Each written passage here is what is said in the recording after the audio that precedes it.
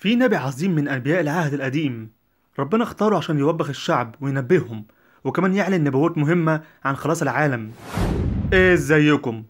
كان القديس ملاخي النبي واحد من الأنبياء الصغيرين، وملاخي اتنبأ برجوع شعب الله من السبي لأورشليم، ووقف يوبخ بني إسرائيل علشان كانوا بيعصوا ربنا وما بيلتزموش بوصاياه، وكمان عاتبهم إنهم كانوا بيقدموا الذبايح مرفوضة، وقال لهم نبوة عظيمة عن دخول الأمم للإيمان من مشارق الشمس لمغربها.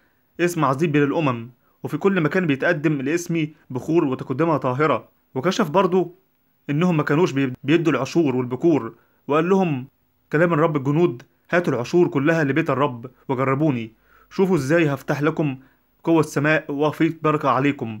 وتنبأ عن مجيء يوحنا المعمدان اللي هيأ الطريق قدام المسيح، وقال: ها أنا ذا أرسل ملاكي قدامي يهيئ الطريق، وهيجي فجأة السيد اللي هيكله وملاك العهد اللي انتم بتنتظروه.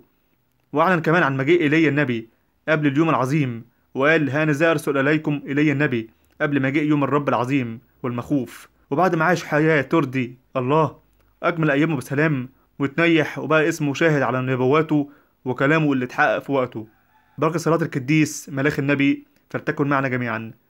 ما تنسوش لايك للفيديو ومتابعة الصفحة علشان تشوفوا كل قصة جديدة على الفيسبوك، ولو انت على اليوتيوب اشترك في القناة وفعل زر الجرس